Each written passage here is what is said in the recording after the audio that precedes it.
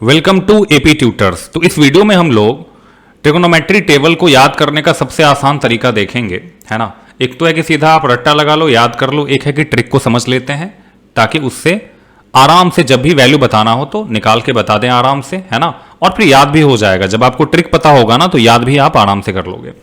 तो जैसे देखिए ट्रिक क्या है इसका, यहां पे जैसे थीटा एंगल है 0, 30, 45, 60, 90 और इस तरफ sine theta, cos theta, tan theta, cot theta और सेक थीटा, कॉसेक थीटा, ऐसे करके आपको भी लिख लेना है ना। ट्रिक क्या है, सबसे पहले जैसे यहां पे 0 डिग्री है, 0 के नीचे 0 लिखना है, फिर उसके बाद 1 लिखना है, 1 के बाद फिर 2 लिखना है, फिर 3 लिखना है और फिर 4 लिखना है और सब में 4 से डिवाइड कर देना है। सब में क्या करना है, 4 से डिवाइड कर देना है इस तरीके से। और इसके बाद सबका रूट कर देना है। सबका क्या करना है, रूट कर देना है ना। रूट कर देना है इस तरीके से।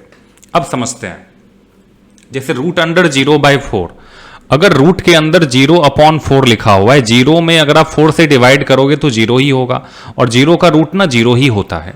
0 का रूट क्या होता है, 0 होता है। इस तरीके से रूट अंडर 1/4 है ना।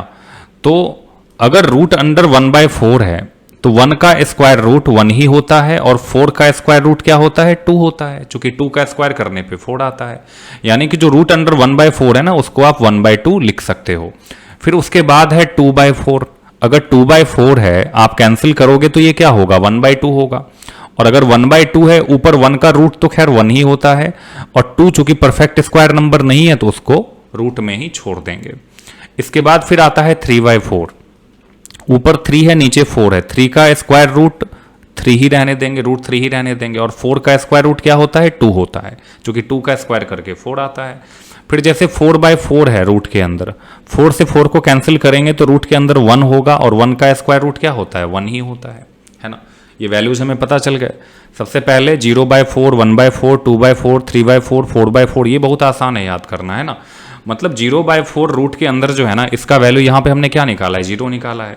तो साइन 0 का जो वैल्यू है ना 0 होगा। फिर रूट अंडर 1/4 यहाँ पे सॉल्व करा है हमने 1/2, तो ये क्या होगा, 1/2 होगा। फिर रूट अंडर 2/4 इसको सॉल्व करके क्या आया, 1/√2 आया। यानी कि साइन 45 का जो वैल्यू है वो क्या होगा, 1/√2 होगा। फिर रूट के अंदर 3/4 अगर हो तो उसका वैल्यू क्या आया, √3/2 आया। यानी यहां पे हम क्या लिखेंगे, √3/2 लिखेंगे। फिर रूट अंडर 4/4 इसको सॉल्व करके क्या आया, 1 आया। ये हो गया साइन का टेबल कंप्लीट। मतलब साइन 0 डिग्री पे 0 होता है, साइन 30 डिग्री पे 1/2, साइन 45 पे 1/√2, साइन 60 पे √3/2 और साइन 90 पे 1। अब जैसे साइन का तो टेबल मैंने कंप्लीट कर लिया। अब क्या करना है, कॉस का टेबल लिखने के लिए ये जो 1/√2 है ना, ये सबसे बीच में है। आप ध्यान से देखो, ये सबसे बीच में है ना। और इसके राइट साइड 2 वैल्यू है और लेफ्ट साइड 2 वैल्यू है ना।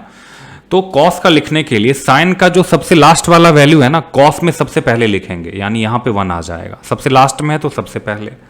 फिर लास्ट के बाद वाला क्या है, √3/2 है तो वो दूसरे नंबर पे आ जाएगा, यहां पे आ जाएगा, है ना। और जो बीच में है वो तो बीच में ही रहेगा ना, 1/√2, ठीक है।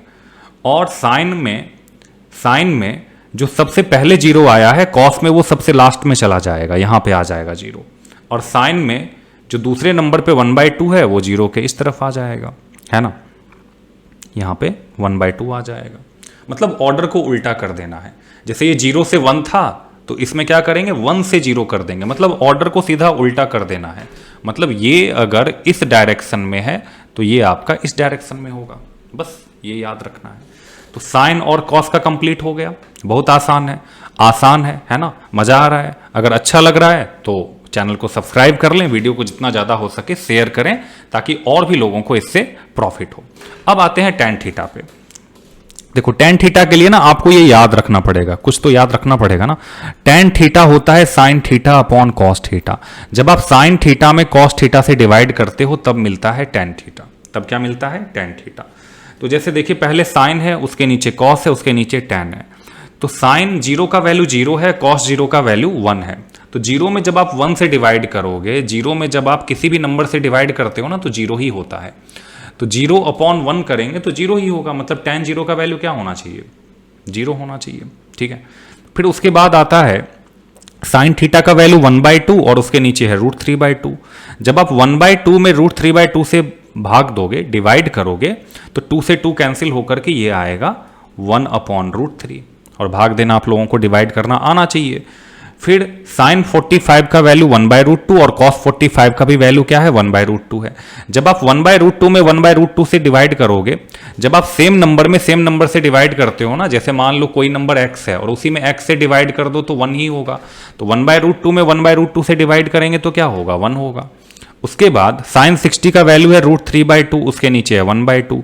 जब आप √3/2 में 1/2 से डिवाइड करोगे तो क्या होगा, 2 से 2 कैंसिल, तो √3/1, तो ये √3 ही होगा, है ना। उसके बाद साइन 90 का वैल्यू 1 है और कॉस 90 का वैल्यू 0 है।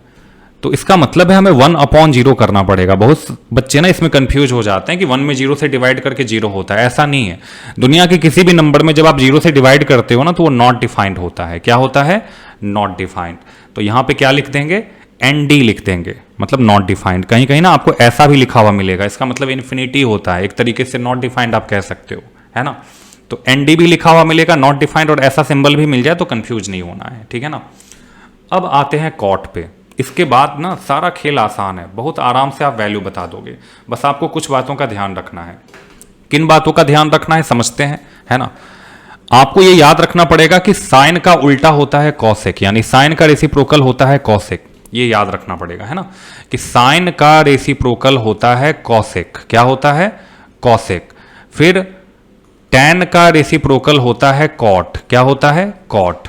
और कॉस का रेसिप्रोकल होता है सेक। बस ये याद रखना है। अब देखिए कितना आसान हो गया टेबल, है ना। इस तरीके से जब आप करोगे ना, जिंदगी में कभी नहीं भूलोगे। टैन 0 का वैल्यू क्या है, 0।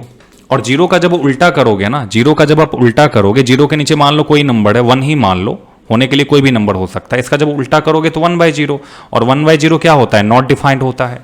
तो 0 का उल्टा याद रखना, नॉट डिफाइंड, है ना। या फिर इन्फिनिटी लिख सकते हो वहां पे सिंबल वाला। फिर 1/√3 है, उसका उल्टा करेंगे तो √3/1, तो √3 ही होगा। और 1 का उल्टा करोगे आप, रेसिप्रोकल करोगे तो 1 ही होगा। √3 का रेसिप्रोकल करोगे, √3 के नीचे 1 होता है तो 1/√3 ये हो जाएगा।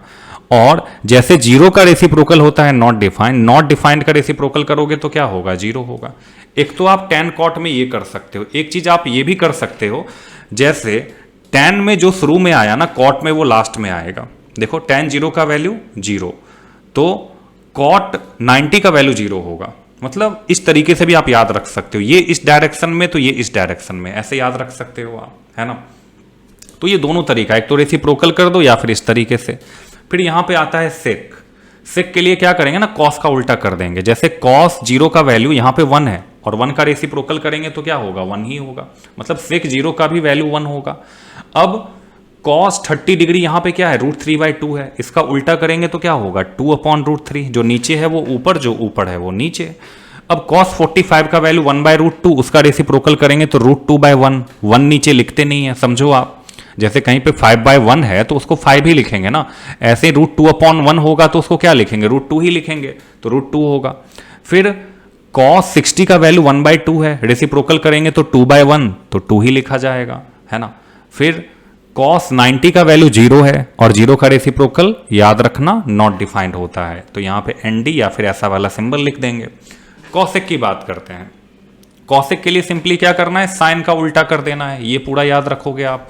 साइन का रेसिप्रोकल, तो यहां पे साइन 0 0 है, तो 0 का उल्टा करेंगे तो नॉट डिफाइंड। फिर साइन 30 का वैल्यू 1/2 है, उसका उल्टा करेंगे तो क्या होगा, 2 होगा। फिर साइन 45 1/√2 है, यहां पे रेसिप्रोकल करेंगे तो क्या होगा, √2 होगा। फिर साइन 60 का वैल्यू √3/2, इसका उल्टा कर देंगे तो क्या हो जाएगा, 2/√3। फिर साइन 90 का वैल्यू 1 है और 1 का उल्टा करेंगे तो 1 ही होगा, है ना। और इसको याद करने का एक तरीका ये भी है, ये इस डायरेक्शन में है तो इसको आप इस डायरेक्शन में कर लो, ये भी तरीका याद करने का। साइन कॉस में डायरेक्शन को उल्टा कर दो, टैन कॉट में डायरेक्शन को उल्टा कर दो, सेक कॉसेक में, या फिर रेसिप्रोकल वाले तरीके से याद रखो, है ना। लेकिन साइन से कॉस लाने के लिए ना ये याद रखना पड़ेगा, साइन 0 का जो वैल्यू होगा वही cos 90 का वैल्यू होगा। मतलब ये इधर से इधर खत्म हो रहा है, फिर उसको क्या करेंगे ना, उल्टा कर देंगे। मतलब 0 यहां है तो 0 यहां आ जाएगा, 1/2 यहां है तो 1/2 यहां आ जाएगा। तो ये था ट्रिगोनोमेट्री टेबल को याद करने का सबसे आसान तरीका। इससे आसान तरीका कोई हो ही नहीं सकता। तो ऐसे ही मजेदार वीडियोज के लिए हमारे चैनल को सब्सक्राइब करें। मिलते हैं अगले वीडियो में। धन्यवाद।